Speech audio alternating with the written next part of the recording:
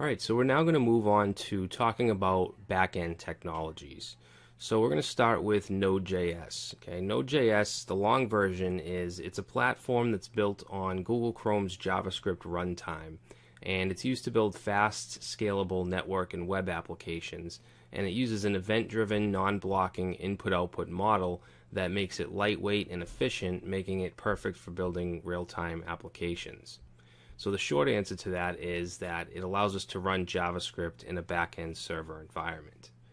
All right, so there's a lot of things that you can do with Node, and it's kind of taking over the industry right now.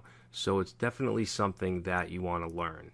Now, if you're still in the learning phase of the whole world of web development, some of this stuff might seem extremely scary. All right, I was a little overwhelmed when I started learning this stuff as well. But once you wrap your head around it, it's really not that bad, and I think you'll be amazed at the things you can do, and do it with very little code. All right, so let's start to talk about what makes Node great.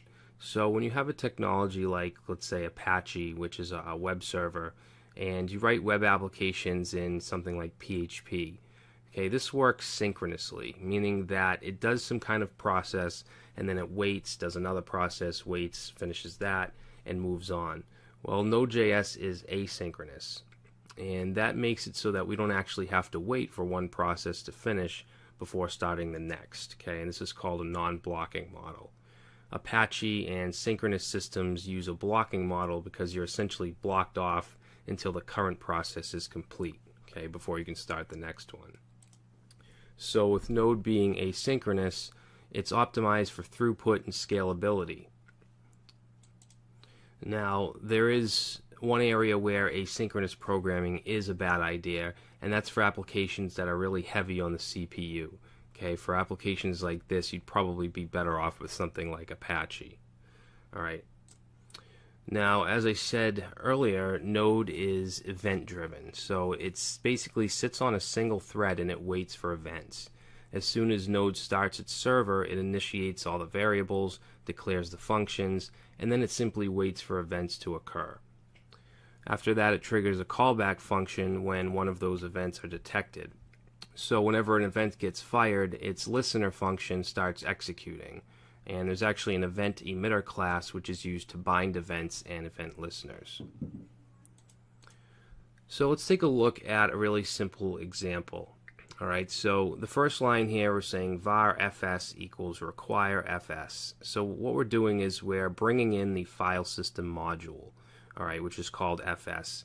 And this is actually a system module. It's not something we would need to install with npm. It actually comes with Node.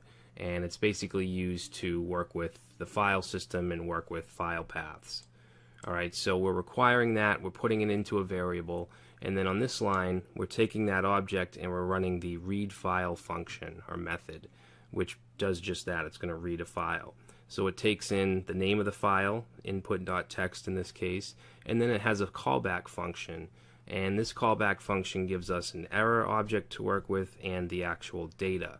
All right, so we're going to take the error, if there is one, we're going to check, and if there is one, we're going to just console log the error and the stack. All right, and then we're just going to return. If there is no error, it's going to go on to console log, it's going to take the data, and it's going to just output it as a string. All right, and then finally, we're just logging that the program ended. So this is a very simple example. We bring in a module, we run a function, and it runs a callback function, and then we do what we need to do with the data that's returned. So Node is available on all popular platforms: Windows, Mac, Linux, Unix, Sun OS, and it comes with a binary installer and is available on both 32-bit and 64-bit chipsets. Okay, we'll be using Windows in this course, and there's a really easy MSI installer that we can use. It's very self-explanatory, just like any other Windows installer. And it also installs NPM, which I'll talk about in a minute. Okay, it also comes with a REPL client, or REPL, which stands for Read, Eval, Print, and Loop. So it's basically a terminal that allows us to run JavaScript. So NPM is the Node Package Manager, or sometimes called Node Package Modules, and it's used to install packages and modules. We can run it from our command line, It's automatically installed with Node version 0.6.3 and later, so it's not something that you need to worry about installing yourself. Alright, you can browse the repository within the terminal with commands, or you can go to npmjs.org and you can browse the repository on the web. Alright, so to install a module, if you take a look at this example, we have npm install Express. Express is a very popular framework that is used a lot with Node.js. So what that would do is install Express inside of a Node modules folder that it would create on its own if it's not already there. Alright, now you can add this -g to it, and that'll install it globally, meaning you'll be able to run it and access it from anywhere. Okay, it won't be just in that application. And then down here you can see we're just requiring it and we're bringing it into whatever file we're using. Okay, so types of modules. There's a lot of different types, but these are the main categories of modules. We have frameworks such as Express. Express is definitely the most popular. I think it's either the first or second most downloaded Node module. Then we have template engines like Pug, which used to be called Jade. We have EJS, which is embedded JavaScript, and Handlebars. Okay, those are just some of the many template engines. We have utilities like Path, which is a system module which is used to work with file paths. We have OS, which is used to work with the operating system, different API modules, different compilers, things like that.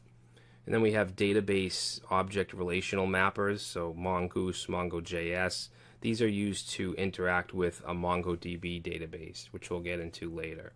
Okay, you can use pretty much any database with Node.js, but Mongo is one of the more popular ones.